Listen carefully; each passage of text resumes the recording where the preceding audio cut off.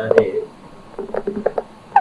ये तो समाचार ठीक रहते हैं, लेकिन जो समाचार इसमें मिल जाएगा वो दावे के साथ कह सकता हूँ उतनी वैरायटी आधे घंटे या 1 घंटे के बुलेटिन में तो नहीं मिलेगी। इतनी चीजों का खोज करके बताना और उसमें सेलेक्ट करना की बात क्या है, और इसमें कोई भी पॉलिटिकल बात नहीं होती। शुरू में एक जगह उन्होंने बोला कि इतना बड़ा खाड़ी देशों में युद्ध चल रहा है, वो बहुत सारे, लेकिन इस पे पॉलिटिक्स रहने की आवश्यकता है। कोविड का भी याद दिलाया कैसे हम लोग खड़े रहे। तो मैं तो हर संडे जब भी आता है तो कहीं न कहीं नए लोगों के साथ सुनता हूँ। एक दिन तो चेस्ट सुने थे, हाँ, आज आप लोगों के साथ सुने थे। लेकिन सिंपल सी बात है कि अब इस महीने आप भी कुछ लिखो उनको, अगर वो यूनिक है, सुझाव यूनिक है, सब या कोई उपलब्धि यूनिक है, या आप कुछ ऐसा यूनिक कर रहे हैं। प्रधानमंत्री, अब वो कौन गांव में कोई महिला थी ना, तो वो सोलर पैनल लगाने के स्पेशलिस्ट गुजरात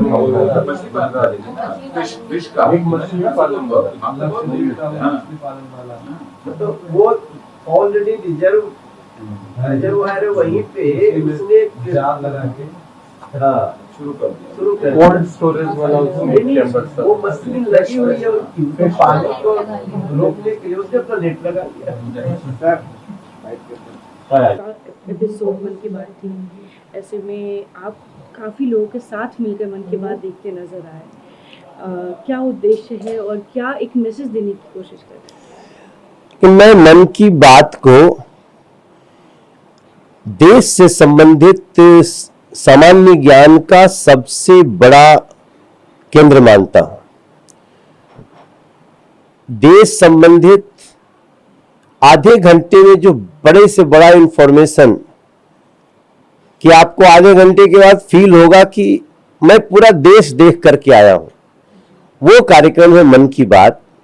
और मैं अभी कोशिश करता हूं कि इसको नए नए लोगों के साथ सुनूं, क्योंकि हमारे देश की आबादी तो 140 करोड़ है प्लस है, लेकिन अभी जो हम लोग देखते हैं कि 8 से 9 करोड़ लोग मन की बात सुनते हैं हर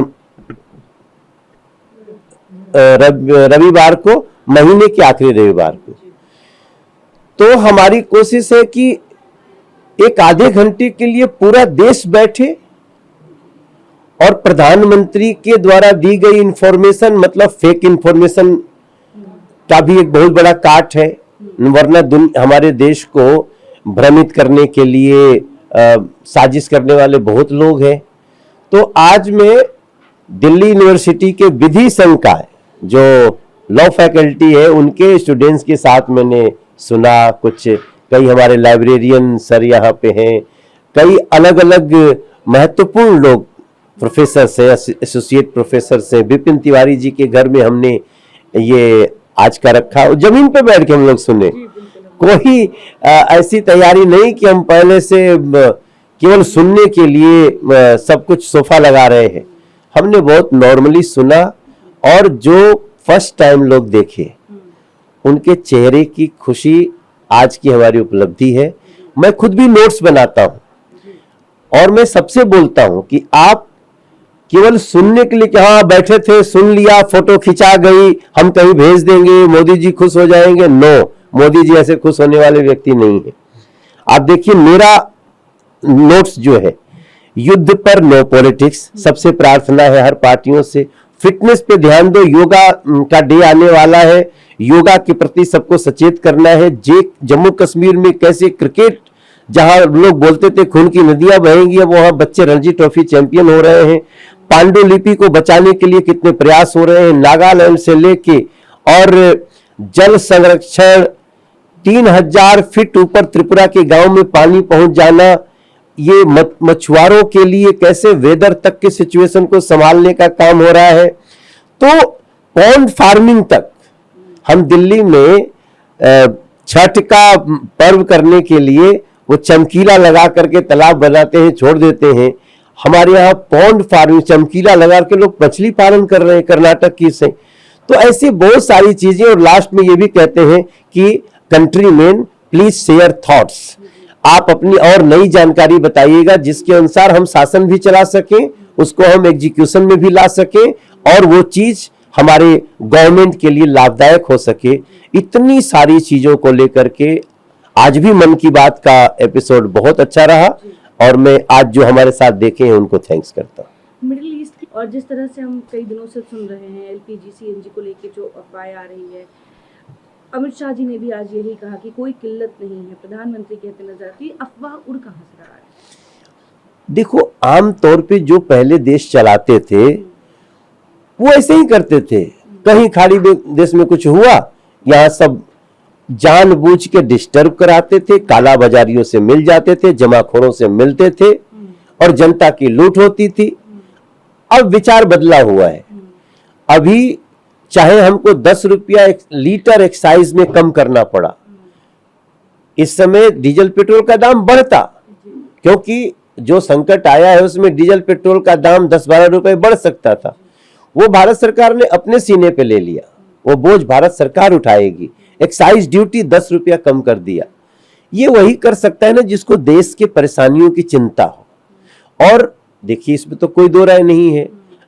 मतलब समाजवादी पार्टी के लोग जमाखोरी करते पकड़े गए, उधर कर्नाटक में जमाखोरी कालाबाजारी के लिए गैस सिलेंडर पकड़े गए, कई लोगों को तो जेल तक हुई है। फिर भी वो है कि मानते नहीं, उनको साजिश करना है। तो आज जो खाड़ी देशों का संकट है, ये कोई भारत का किया हुआ तो नहीं है। अभी तो मैं देख रहा था, कोई महिला थी चिल्ला रही थी, मोदी सरकार होश में आओ, ईरान पे हमला बंद। अरे भाई, भारत कब हमला कर दिया भाई?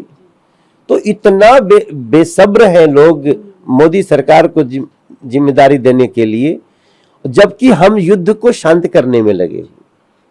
यूएस ईरान के बीच पाकिस्तान है, और इसको लेकर कांग्रेस के नेता कहते नजर आए कि पाकिस्तान का विश्व पटल पे जो है वर्चस्व बढ़ रहा है, और ये उदित राज जी कहते नजर आए। तो कैसे देखते हैं? मुझे लगता है कि उदित राज जी को किसी चीज में कोट करना ही बहुत शर्मिंदगी की बात है हमारे लिए।